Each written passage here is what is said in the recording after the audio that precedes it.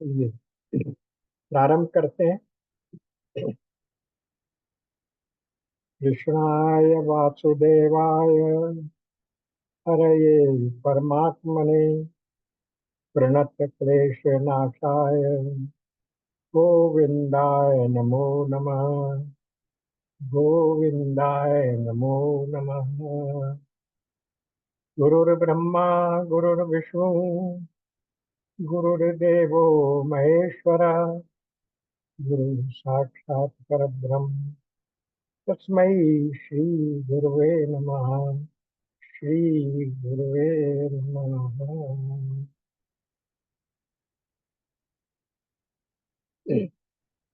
पिछले सत्र में वैसे तो हमने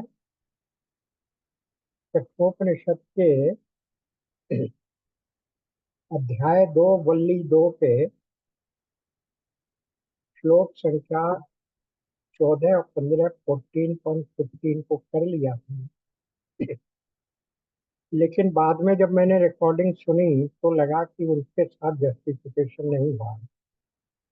थोड़ा सा और विस्तार से, मुख्य रूप से श्लोक 14 वो बहुत कुछ व्याख्या चाहता है, तो अभी हम आज श्लोक 15 को ही करेंगे।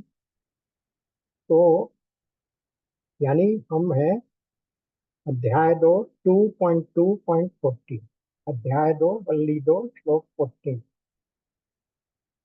अब इस श्लोक या मंत्र 14वें मंत्र की भूमिका क्या है, वो हमें कनेक्शन लेना पड़ेगा, संदर्भ लेना पड़ेगा श्लोक 12 और 13 से।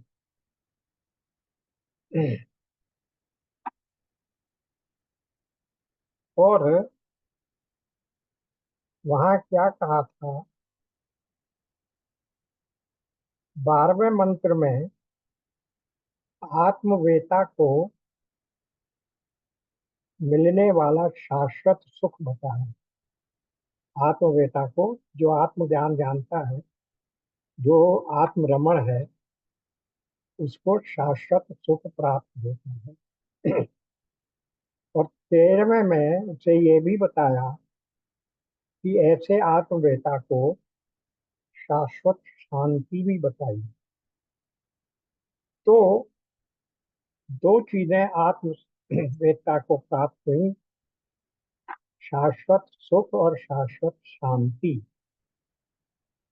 तो क्या ये दोनों एक दूसरे के विपरीत हैं, या शाश्वत शांति में ही शाश्वत सुख समाहित है? ये बात देखने की है।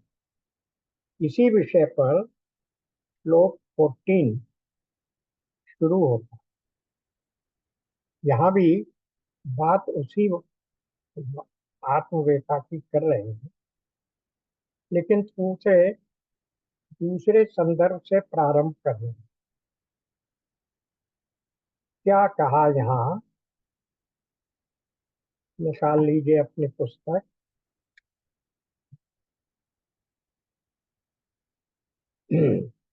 उसी इस आत्मविज्ञान को ही विवेकी पुरुष अनिर्वाच्य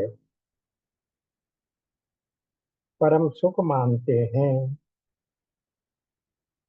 कौन से को? उसी आत्मज्ञान को जो शाश्वत, जो आत्मवेता है, उसको।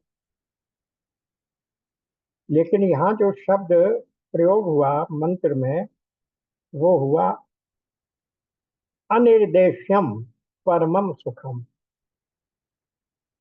जो व्यक्ति आत्मवेता, अपने आप से आत्मा को जान लेता है, ऐसे विवेकी पुरुष को परम सुख प्राप्त होता है। और वो परम सुख ऐसा है जो अनिर्देश्यम है, यानी जिसको हम भाषा से बता नहीं सकते।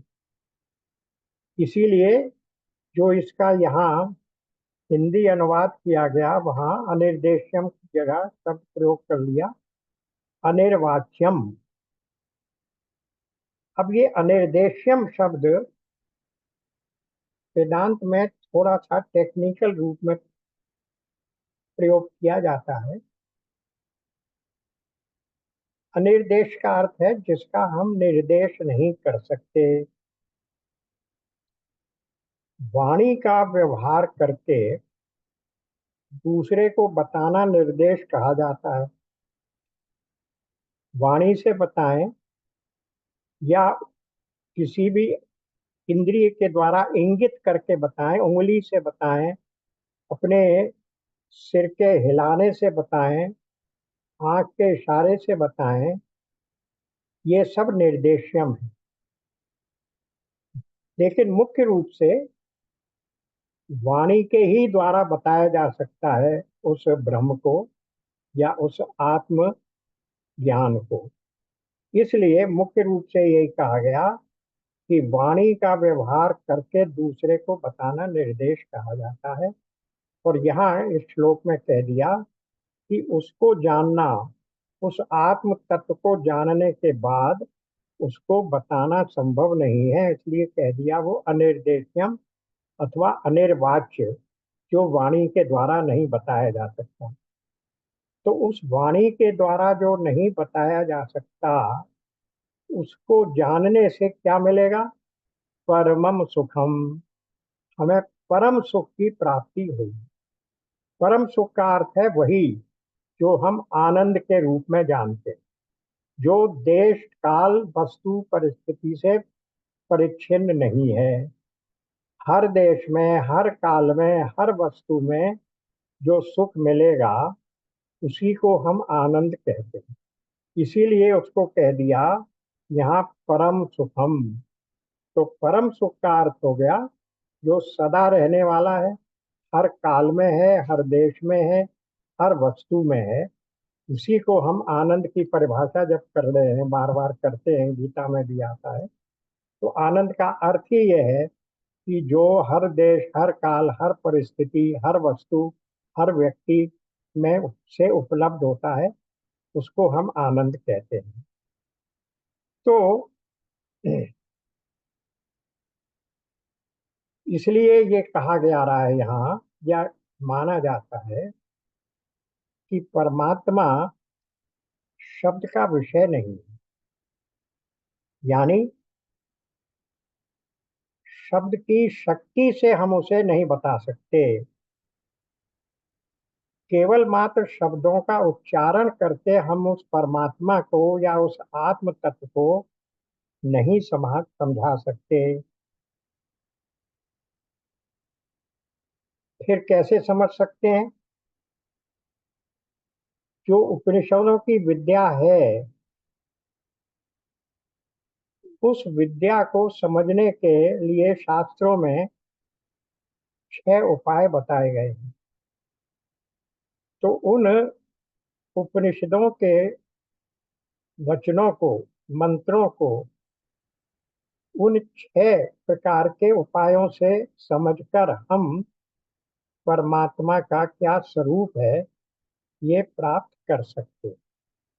इसलिए सबसे पहली बात तो जो बताई गई कि अनिर्देश्यम कहने का अर्थ ये नहीं है कि उसके बारे में बताया ही नहीं जा सकता। केवल वाणी के द्वारा शब्द उच्चारण करने से नहीं बताया जा सकता, किंतु उपनिषदों में और वेद में बताए हुए रूप प्रकार से और उन शब्दों का, उन मंत्रों का 6 प्रकार जो शास्त्र में बताए गए हैं, शास्त्र, किसी भी शास्त्र के अध्ययन से, उसका इंटरप्रिटेशन से, उसके हिसाब से अगर हम करेंगे तो हम परमात्मा के या आत्मा के स्वरूप को पहचान सकते हैं।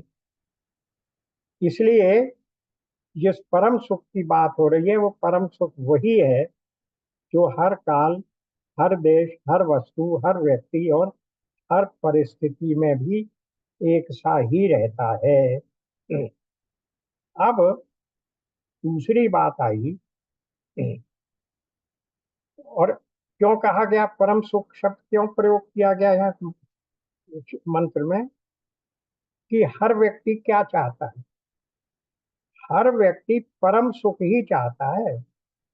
ऐसा सुख नहीं चाहता कि जो क्षण भंगुर हो, थोड़ी देर रहे फिर समाप्त हो जाए, यहाँ मिले दूसरी जगह ना मिले, इस समय मिले दूसरे समय ना मिले, इस वस्तु से मिले उस वस्तु से न मिले, इस व्यक्ति परिस्थिति के बदलने से सुख न मिले। ऐसे सुख को कोई नहीं चाहता। तो ये परम सुख तो हम सब जानते हैं कि उसका क्या अर्थ है, ये हम सब समझते हैं कि हमें परम सुख चाहिए। परंतु परम सुख के प्राप्त करने की मन में कामना तो होती है, पर इसका अनुभव नहीं होता।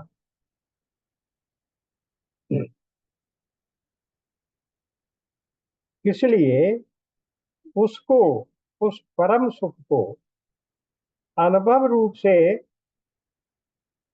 ज्ञात होना, अनुभव रूप से जान पाने को ही हम इस मंत्र में बता रहे हैं कि उस परम सुख को अनुभव करना, यह का ही अर्थ है कि हम उस परम सुख को प्राप्त कर सकते हैं। कब? जब उस अनिर्देश्यम, अनिर्वाच्य आत्मविज्ञान को हम समझ लें, तब हमें वो परम सुख प्राप्त होगा। अब परम सुख को प्राप्त करने के पहले हमें यह समझना होगा कि किसी भी वस्तु को जब हम देखते या समझते हैं या अनुभव करते हैं, तो उसके कितने प्रकार हो सकते हैं? बिल्कुल प्रारंभ में हमने किया था, एक होता है प्रत्यक्ष। इसका मतलब यह, अक्ष कहते हैं इंद्रिय को, जो इंद्रियों के द्वारा जाना जा सके, वो हमारे सामने है। और दूसरा होता है परोक्ष। परोक्ष वो है जो इंद्रियों के सामने नहीं है, जो हमारी इंद्रियों से जाना नहीं जा रहा है, उसको हम परोक्ष कहते हैं। ये मेरी पुस्तक मेरे सामने रखी हुई है, पर आपको अपने इसमें व्यू में नहीं दिख रही, तो ये पुस्तक आपके लिए परोक्ष है, मेरे लिए प्रत्यक्ष है। तो ये हो गया परोक्ष। अब एक तीसरी चीज और है। तीसरी है अपरोक्ष, जो प्रत्यक्ष भी नहीं है, परोक्ष भी नहीं है, लेकिन हम ये नहीं कह सकते कि उसकी सत्ता नहीं। वो कैसे है? अपरोक्ष किसको कहते हैं फिर? अपरोक्ष कहते हैं कि हमारे मन के अंदर जो अनुभव हो रहे हैं सुख या दुख के, वे सब अपरोक्ष हैं। मेरे सिर में दर्द हो रहा है, दिख नहीं रहा है, लेकिन ऐसा भी नहीं है कि उसकी सत्ता ही नहीं है, बिल्कुल परोक्ष ही है। क्योंकि मुझे अनुभव हो रहा है कि सिर में दर्द हो रहा है, मुझे भूख लगी है, ये अनुभव हो रहा है, पर ना ये प्रत्यक्ष है ना परोक्ष है, परंतु अनुभव है। तो ये क्या हुआ? इसको हमने कह दिया अपरोक्ष। किंतु वो उसकी सत्ता है। पर इस अपरोक्ष में जो एक दोष है या एक कमी है, वो ये है कि ये अपरोक्ष स्थायी नहीं है। थोड़ी देर के लिए रहेगा, थोड़ी देर के बाद समाप्त हो जाएगा, या उसका हमने उपचार कर दिया तो ठीक हो जाएगा। बहुत तेज दर्द हो रहा है, थोड़ी देर के बाद धीरे धीरे अपने आप कम हो जाएगा। अगर हमने दवा ले ली तो बिल्कुल ही खत्म हो जाएगा। पेट में भूख लगी है, हमने भोजन कर लिया, खत्म हो जाएगा। तो ये जो अपरोक्ष अनुभव हैं, ये ऐसे अनुभव हैं जो परिवर्तनशील हैं, और परिवर्तनशील होने के कारण वो विनाशशील भी हैं। हम समाप्त हो जाते हैं या बदलते रहते हैं। तो ये हुआ, क्या हुआ, ये मात्र परोक्ष, सॉरी अपरोक्ष। अब एक चौथा प्रकार और है अनुभव का, वो कहलाता है साक्षात अपरोक्ष या नित्य अपरोक्ष। साक्षात अपरोक्ष का क्या अर्थ है? साक्षात अपरोक्ष का अर्थ ये है कि वो एक ऐसा अनुभव है, मुझे हो रहा है, जो सदा ही मेरे साथ है, जिसका अनुभव मुझे सदा ही हो रहा है, और जो कभी भी परिवर्तनशील नहीं। इसको हम साक्षात अपरोक्ष या नित्य अपरोक्ष कहते हैं। तो जो आत्मा का अनुभव है, ये ये इतनी परिभाषा क्यों समझानी पड़ी कि जो हमारी आत्मा का या उस आत्म तत्व का या उस पर ब्रह्म का जो अनुभव है, वो नित्य अपरोक्ष है या साक्षात अपरोक्ष है, क्योंकि वो आत्मा सदा ही हमारे साथ है, सदा ही अव्यय रूप से हमारे साथ है, अपरिवर्तनशील रूप से हमारे साथ है, और उसका अनुभव हमें सदा होता रहता है कि मैं हूं। इस तथ्य से कोई भी व्यक्ति इनकार नहीं कर सकता। और मैं कौन? मैं शरीर नहीं, मेरा नाम नहीं, मेरा प्रोफेशन नहीं। जो प्रत्येक आत्मा के रूप में मैं हूं, जो मेरा आपा है, वो मैं हूं। तो उस मैं का हमेशा अनुभव होता है। कब कोई भी व्यक्ति ये नहीं कह सकता कि मैं नहीं रहा, या कोई ऐसा क्षण आया जब मैंने अनुभव किया कि अरे मैं तो हूं ही नहीं। तो ये जो आत्म तत्व है, आत्मा का ज्ञान है या ब्रह्म का ज्ञान है, वो नित्य अपरोक्ष ज्ञान, उसी नित्य अपरोक्ष की ही ये बात की जा रही है। तो क्या कहा जा रहा है कि उस आत्म विज्ञान को विवेकी पुरुष अनिर्वाच्य परम सुख मानते हैं। जो आत्म ज्ञान है, ब्रह्म का ज्ञान है, अपनी आत्मा के सबसे अंदर की जो हमारी आत्मा है, शरीर नहीं, जो आत्मा है, जो हमारा स्वरूप है, उसका जो ज्ञान है, वो यद्यपि अनिर्देश्यम है, अनिर्वाच्य है, पर जैसे आत्मा हमारे साथ सदा है, इसी प्रकार वो आत्मज्ञान, वो आत्मा या वो ब्रह्म का ज्ञान सदा ही नित्य अपरोक्ष रूप में हमारे पास है। पर ये अनुभव, ये ज्ञान कि मैं शरीर नहीं हूं, मैं आत्मा हूं, ये किसको प्राप्त होगा? क्या कहा यहां इन्होंने? विवेकी पुरुष। फिर से देख लीजिए, विवेकी पुरुष।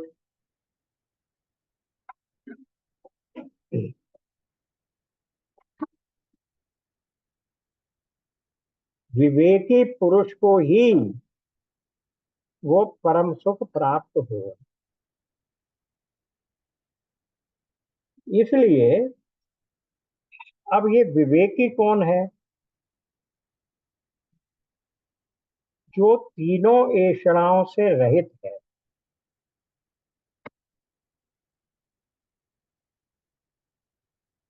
और निरंतर आत्मा की रति, तृप्ति और संतुष्टि, ये जो तीसरे अध्याय में बताया गया, आत्मरति, आत्म संतुष्टि और आत्म तृप्ति।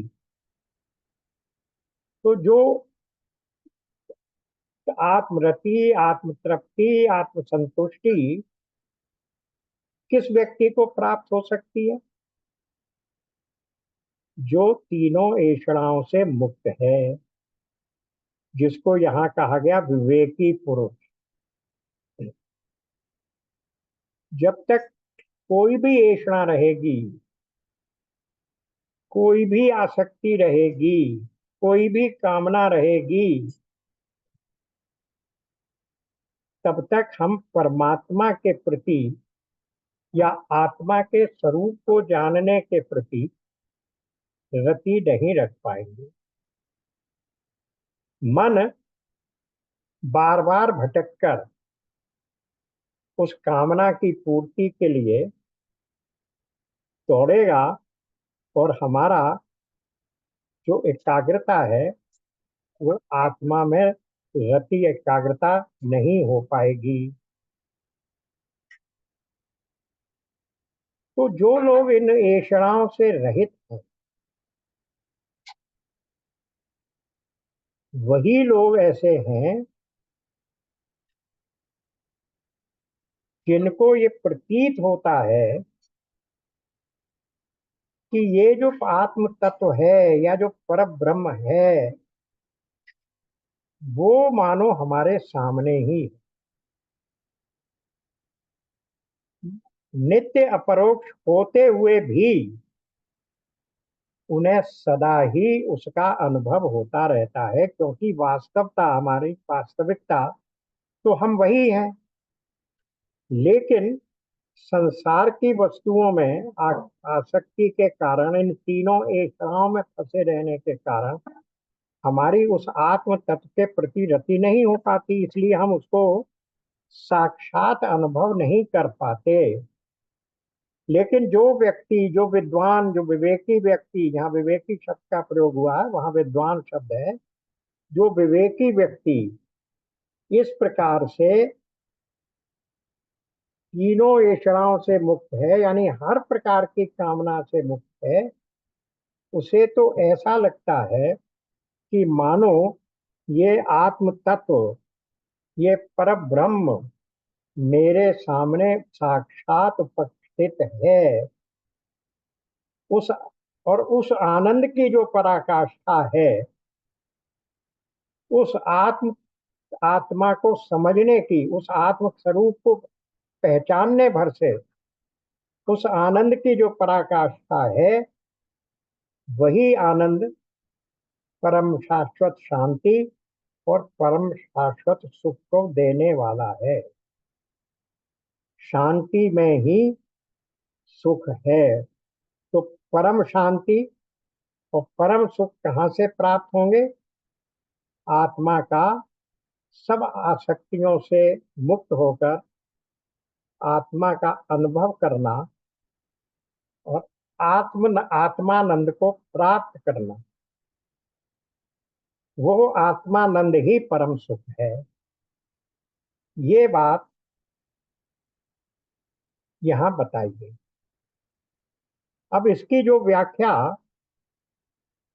शंकराचार्य जी ने की, जो हमारे सामने है, उसमें इन्होंने उसको दूसरे नेगेटिव रूप में बताया। वो क्या कहते हैं?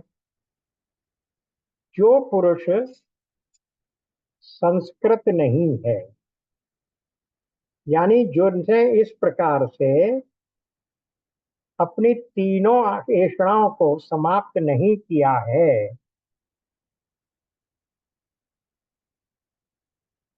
और इस प्रकार ऐषणाओं को समाप्त करने के बाद ही संस्कारों से, अपने वेद के संस्कारों से शास्त्र के संस्कारों से अपने अंतःकरण को शुद्ध नहीं किया है। ये बात बार बार हम लोग देख चुके हैं कि सामान्यतः हर प्राणी में तीन दोष रहते हैं: मल, विक्षेप और आवरण। मल क्या है? जो हमारे अंतःकरण के अंदर रहने वाले जो षड विकार हैं, काम, क्रोध, मद, लोभ, मोह, मत्सर इत्यादि, वही हमारा मल है। तो उस मल को दूर करने के लिए क्या बताया गया कि शास्त्रों के अनुसार निष्काम कर्म करने से, जो विहित कर्म हैं, उन कर्मों को, और वो भी निष्कामता से करने से, ये हमारे मन के मल समाप्त हो जाते हैं। फिर भी हमारे मन में विक्षेप रहता, यानी एकाग्रता नहीं होती, चेतनता नहीं होती, हमारा मन आत्मरति में नहीं लगता, हमारा मन इन कामनाओं की पूर्ति में लगा रहता है। इसलिए क्या करना है?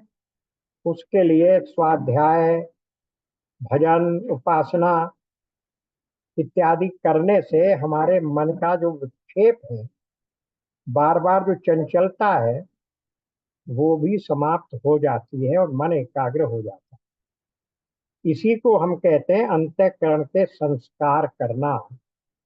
यानी जिस व्यक्ति ने शास्त्रों के अध्ययन से, स्वाध्याय से, गुरु और शास्त्र के अध्ययन से, गुरु के चरणों में बैठकर शास्त्र के अध्ययन से जिसने अपने मन अंतःकरण को निर्मल नहीं कर लिया, एकाग्र नहीं कर लिया, उस व्यक्ति को वो इस आत्म तत्व को विषय नहीं कर सकता, वो इस आत्म तत्व को प्राप्त नहीं कर सकता।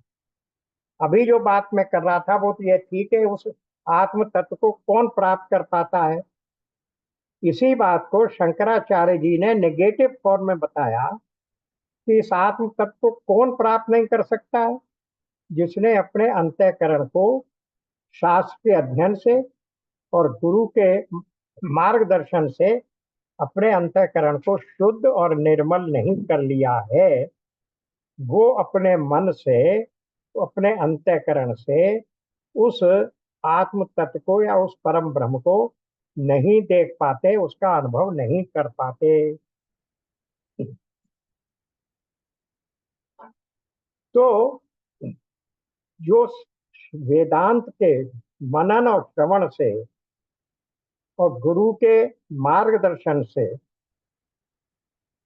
जिसने अपने आप को संस्कृत कर लिया है, वही इस आत्म तत्व को, इस आत्मा को या पर ब्रह्म को समझ पाता है।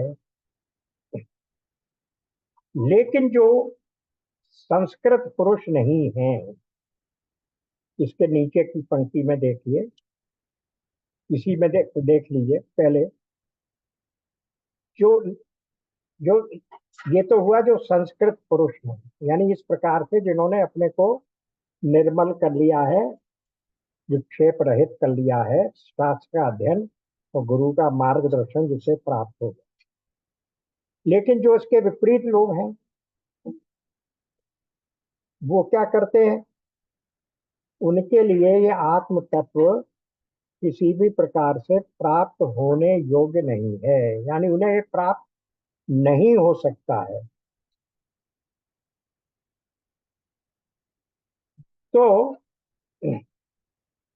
इस प्रकार से ये भी बता दिया कि शास्त्र का अध्ययन किए बिना संसार में आसक्ति रखने वाले लोगों को किसी भी प्रकार से उस आत्म तत्व का अनुभव नहीं हो सकता। और अगर अनुभव नहीं हो सकता तो क्या होगा? अविद्या, कामना और कर्म। वो अविद्या में पड़े हैं, कामनाएं हैं, कामनाओं की पूर्ति के लिए कर्म करेंगे और इस प्रकार से अच्छे या बुरे कर्मों को करके उनके अच्छे या बुरे फलों को भोगते रहेंगे।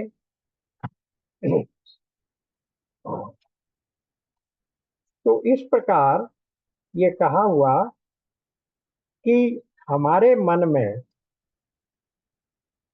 जो आत्म तत्व है उसको कहीं ढूंढने नहीं जाना है, कहीं लाके नहीं रखना है। वो इसी मल और विक्षेप से ढका हुआ है। तो जो व्यक्ति अपने को कामनाओं से, अविद्या और अविद्या कहाँ से, अविद्या कामना कहाँ से प्रसूत होती है? अविद्या से। तो जिसने अपने आप को अविद्या और अविद्या जनित कामनाओं से मुक्त कर लिया है, उसको तुरंत ही वो आवरण हट जाता है, और वो जो ढका हुआ परम सुख देने वाला सत्य चित आनंद स्वरूप ब्रह्म या आत्मा का उसको अनुभव हो जाता है, वो प्रकट हो जाता है। अब ये बात तो बता दी उन्होंने। दूसरी पंक्ति में क्या कह रहे हैं? दूसरी पंक्ति में वो कह रहा है, शिष्य अब कह रहा है कि मैं कैसे जान सकूं। देखिए, पढ़िए क्या कह रहे हैं। उस आत्म तत्व को मैं कैसे जान सकूंगा? क्या वो हमारी बुद्धि का विषय होता है अथवा नहीं? क्या हम भी, जो शिष्य है, जो मुमुक्षु है, ज्ञान की कामना करने के लिए बैठा है, उस आत्म तत्व को समझने के लिए बैठा है, वो कहता है कि उस आत्म तत्व को मैं कैसे समझूं? ये तो आपने उन लोगों की बात बताई जो सब तीनों इषणाओं से मुक्त हो चुके हैं, जिनका मन अंतःकरण मल और विक्षेप से मुक्त होकर निर्मल हो गया है। मेरे लिए क्या होता है, मैं कैसे करूं? इसके लिए क्या कहा गया? इसके लिए ये कहा कि साधक पूछ रहा है कि जैसे ऐषणाओं से निवृत्त हुए व्यक्ति, विद्वान लोग, परमहंस लोग अपनी आत्मा को अपनी बुद्धि के द्वारा आत्मा का साक्षात अपरोक्ष प्राप्त कर लेते हैं, उसको मैं कैसे पाऊं? क्या उसका भान, उसका अनुभव अपने को अभेद मानकर होता है,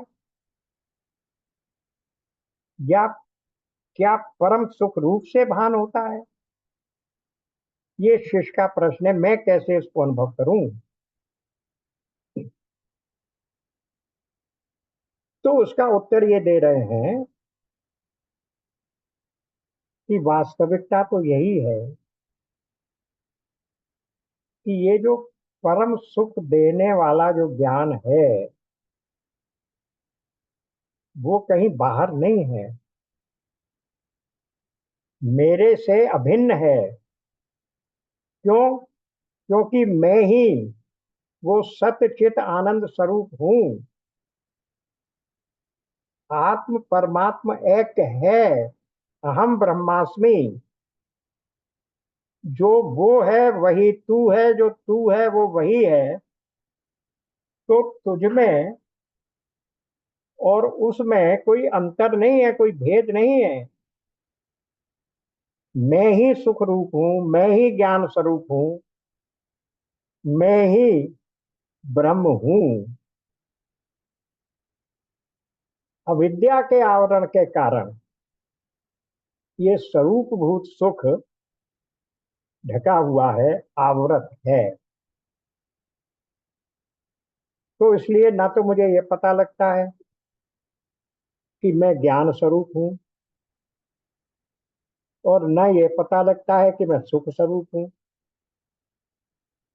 मैं हूं ये तो पता है, क्योंकि आत्मा का अनुभव सबको है। पर सत्य चित आनंद की जो दो बाकी की दो स्थितियां हैं, कि ब्रह्म सत है, चित है, यानी आनंद स्वरूप है, सॉरी, ज्ञान स्वरूप है, और फिर आनंद स्वरूप है। ये स्थितियां दोनों अभी नहीं आती हैं मेरे समझ में। मुझे अनुभव नहीं हो रही है कि मैं अपने आप को ये अनुभव कर लूं कि मैं स्वयं ही ज्ञान स्वरूप हूँ, मैं ही आनंद स्वरूप हूँ। इसलिए मैं सत्य चित आनंद स्वरूप ब्रह्म मैं ही हूँ। ये समझना जरा कठिन हो जाता है। ये तो पता लगता है मैं जानने वाला हूँ, इच्छा है, मुमुक्षु हूँ, किंतु मैं ज्ञान स्वरूप हूँ ये पता नहीं लगता। जानने वाला का अर्थ क्या है? मैं ज्ञाता हूँ। अब देखिए यहाँ त्रिपुटी आ गई। जैसे ही आपने कहा ज्ञाता, तो वहां क्या हो गया? ज्ञाता किसको जानेगा? ज्ञाता का अर्थ क्या है? जानने की इच्छा रखने वाला। तो किस चीज को जानने की इच्छा रखने वाला है वो? उसको हम कहते हैं ज्ञ।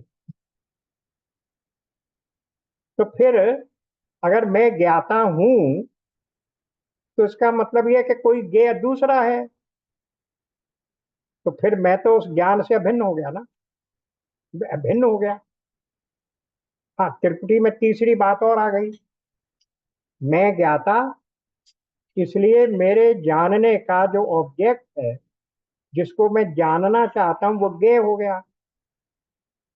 पर किस माध्यम से जानूंगा, ये ज्ञान है। तो ये ज्ञाता, ज्ञान और ज्ञ की त्रिपुटी है।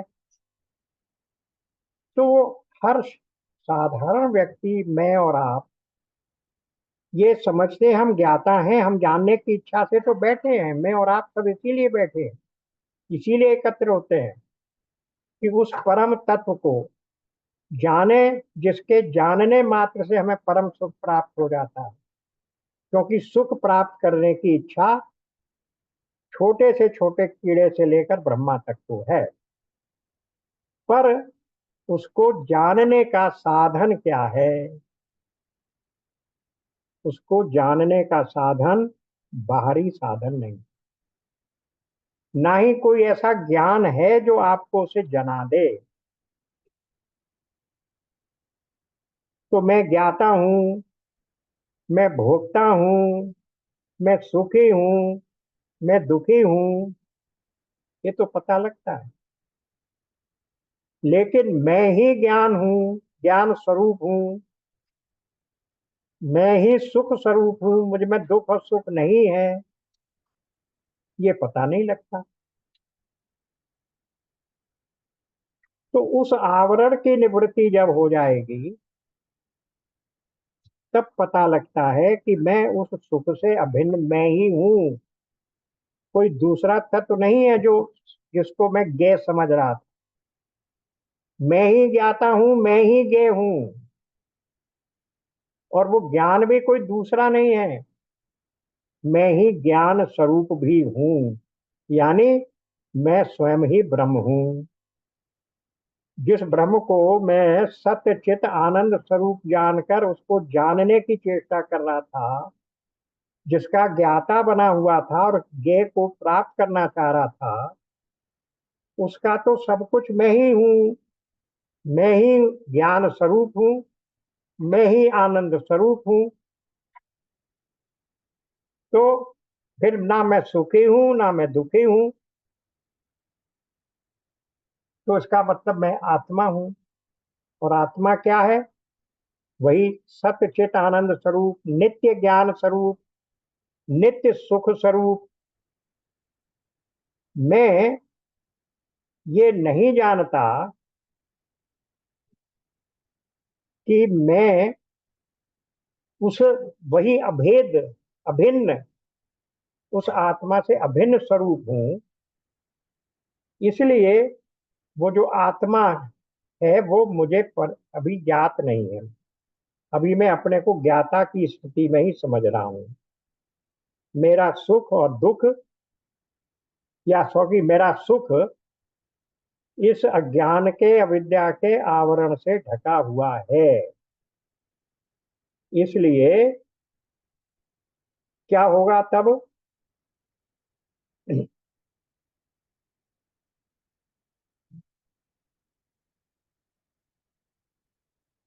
जब ये हमारा ये आवरण जब हट जाएगा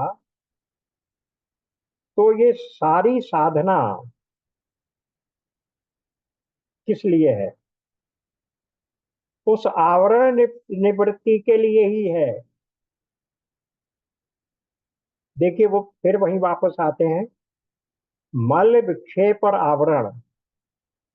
मल और विक्षेप को तो हमने निर्मूल कर दिया,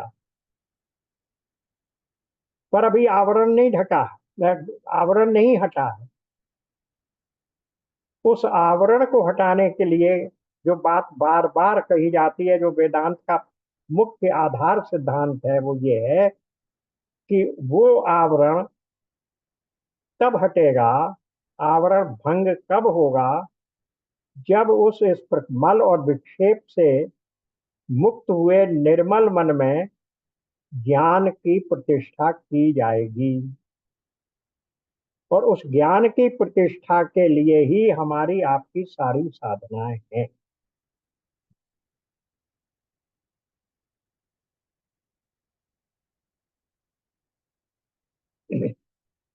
आवरण निवृत्ति के होते ही कोई भी दोष प्राप्त नहीं होगा, ना सुख होगा ना दुख होगा।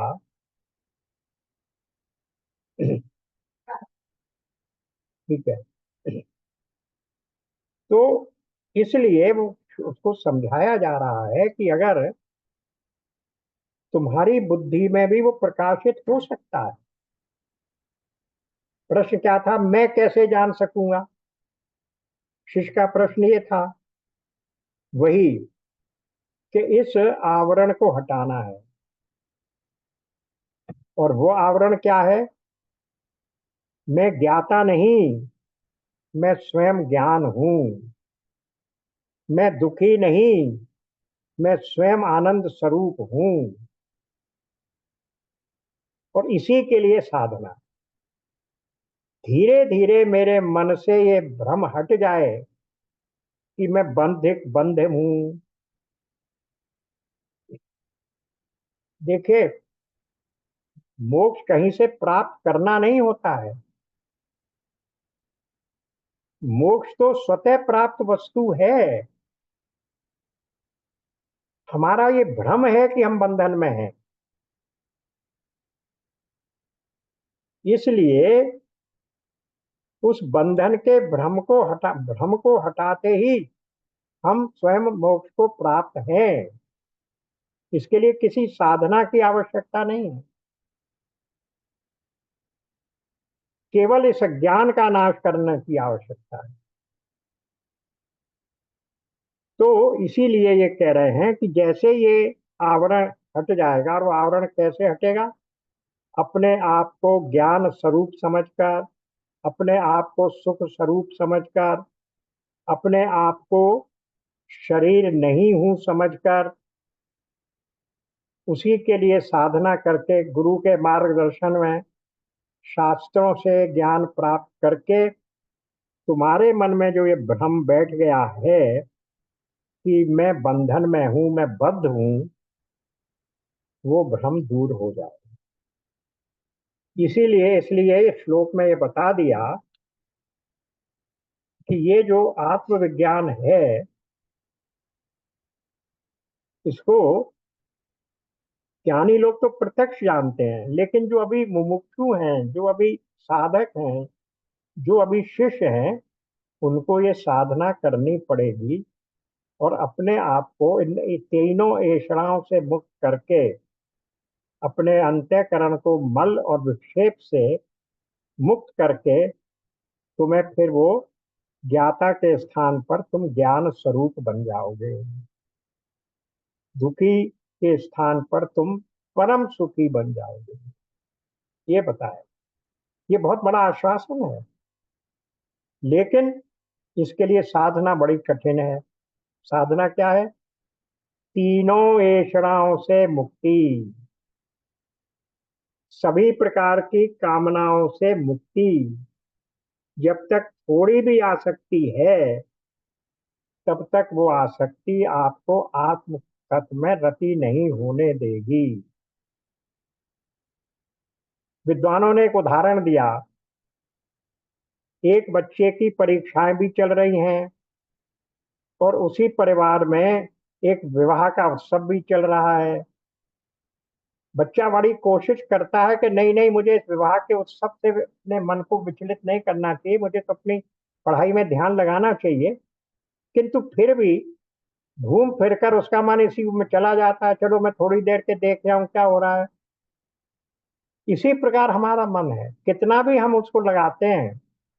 इसलिए जब तक जरा सी भी आसक्ति है, तब वो आत्मरति, आत्मतृप्ति, आत्मतुष्टि नहीं मिल सकती और हमें आत्मा का अपरोक्ष साक्षात्कार नहीं हो सकता। ये इसलिए कैसे मिलती है और किसको मिलती है और जिसको नहीं मिली है उसको क्या प्रयत्न करना है, ये तीनों बातें इस मंत्र के माध्यम से बताई गई हैं। इसीलिए इस मंत्र की व्याख्या थोड़े विस्तार से करना आवश्यक। अब आ गए हम इस दूसरी वल्ली, अध्याय 2 की वल्ली 2। क्योंकि दो अध्याय हैं, दोनों में तीन तीन वल्लियां हैं, कुल मिलाकर छह समझ लीजिए अध्याय हैं, छह टॉपिक हैं। तो अब इसकी वल्ली 2। जी साहब। मुझे गुलदाना तो है नहीं। ठीक है, तो फिर वही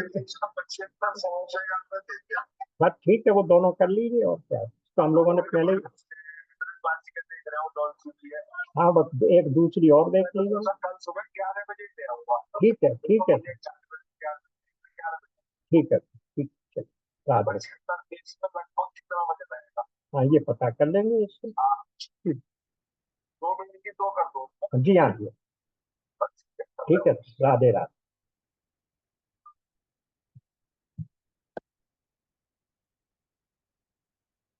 कल राधा अष्टमी है ना, राधा जी के जन्म का दिन है।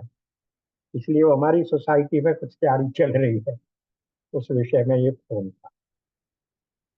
हाँ, अब हम आ गए श्लोक 15 पर।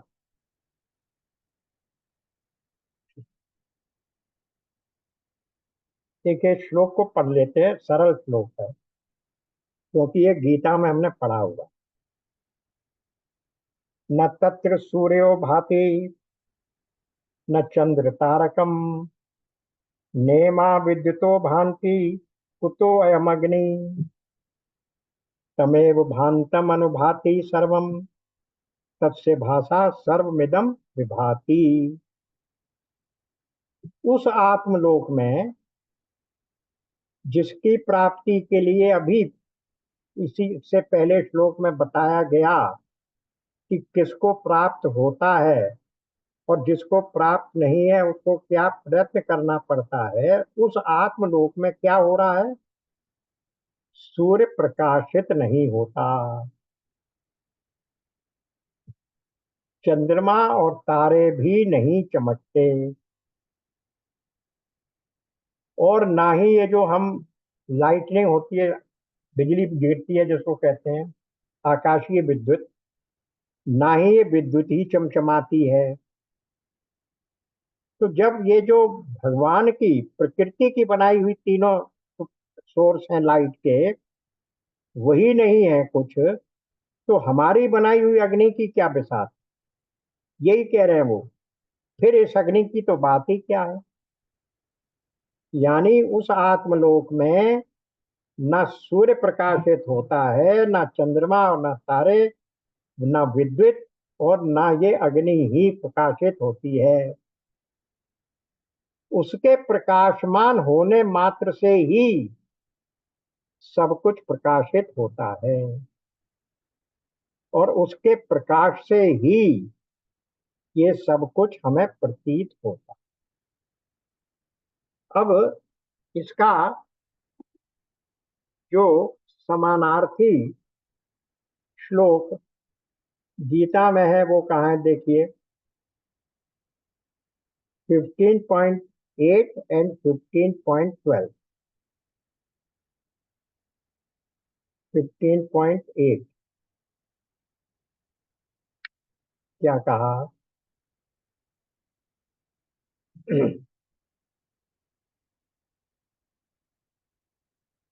न तद भास्यते सूर्यो न शशांको न पावकः। उस स्वयं प्रकाश परम पद को न सूर्य प्रकाशित कर सकता है, न चंद्रमा और न अग्नि ही। इस मंत्र में उन्होंने इसके अतिरिक्त विद्युतीय, आकाशीय विद्युत को भी शामिल कर लिया। वहां चार तत्व कर दिए, यहाँ इन्होंने तीन ही तत्व किए कि ये उस परम पद को, कौन से, उसी आत्मलोक को जिसकी बात हो रही है वही परम पद है। ये सूर्य चंद्र या अग्नि प्रकाशित नहीं कर सकते। अच्छा, अब इसके बाद फिर कैसे प्रकाशित होते हैं, 15-12 पर आ जाइए।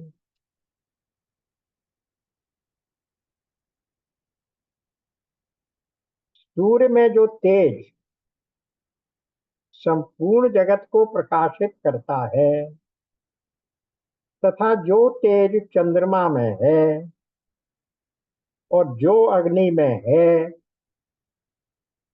उसको तू मेरा ही तेज जान। अब इन दोनों श्लोकों को पढ़ने के बाद अब आप फिर से श्लोक को पढ़िए। उस आत्मलोक में सूर्य प्रकाशित नहीं होता, चंद्रमा और तारे भी नहीं चमकते, और ना ये विद्युत ही चमचमाती है। फिर अग्नि की तो बात ही है, यानी उस आत्मलोक को ये सब चीजें प्रकाशित नहीं करती। अभी जब हम व्याख्या करेंगे तो देखेंगे प्रकाशित नहीं करते का अर्थ क्या होता है।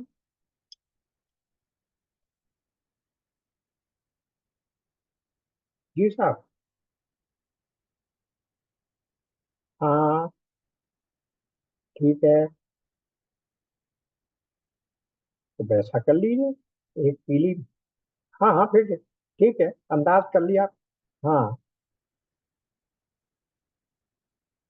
ठीक है, अब जो भी होंगे देख लेंगे, तो हो गया हमारे 2-2.5 में हो जाएगा, 10, 2.5, 2.5, 5। नहीं, 75-75 करने हैं ना हमें, दोनों। जी जी। हाँ, जी जी, ठीक है।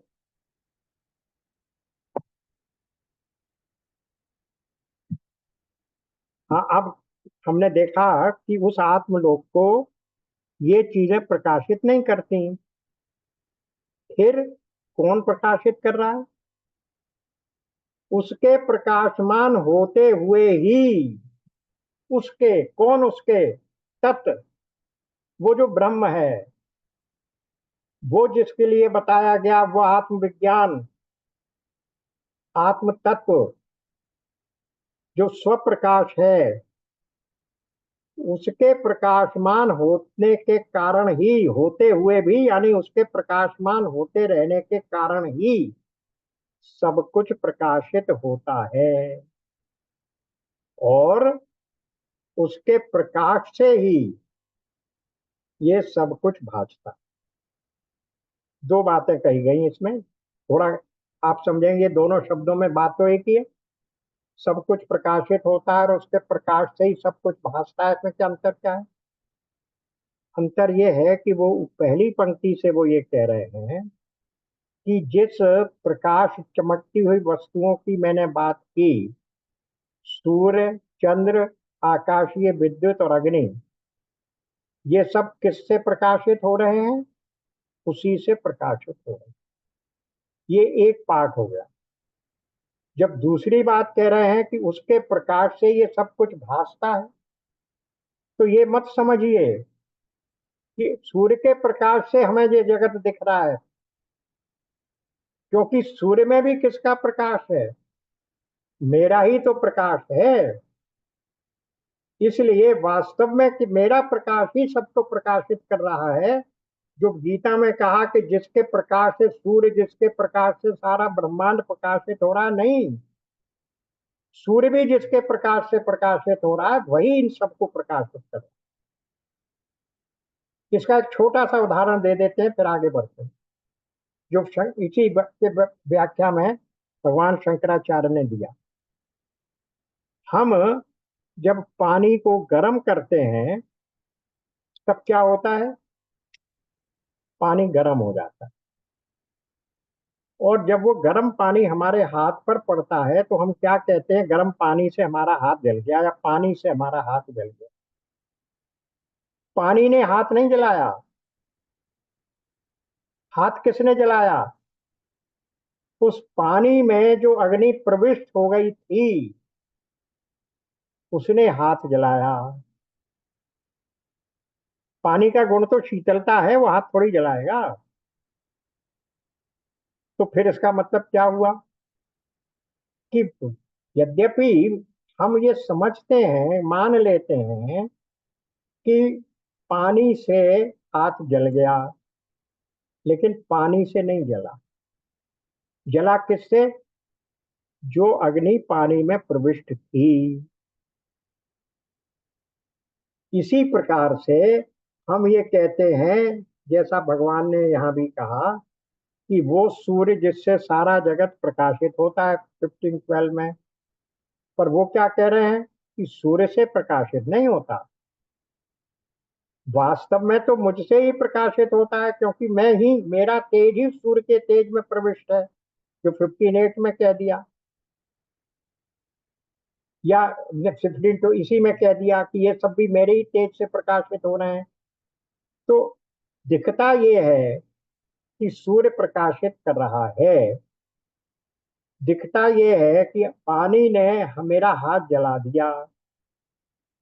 पर जिस प्रकार पानी ने हाथ नहीं जलाया, उसमें प्रविष्ट अग्नि ने जलाया, इसी प्रकार सूर्य ने जगत को प्रकाशित नहीं किया।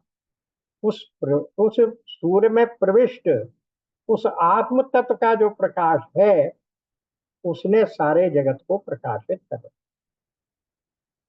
इसलिए ये दोनों शब्द कंफ्यूजिंग से हैं। उसके प्रकाशमान होते हुए सब कुछ प्रकाशित होता है, और उसके प्रकाश से ये सब कुछ भासता है। तो पहली पंक्ति रेफर कर रही है किसको? सूर्य, चंद्र, अग्नि, विद्युत, विद्युत को।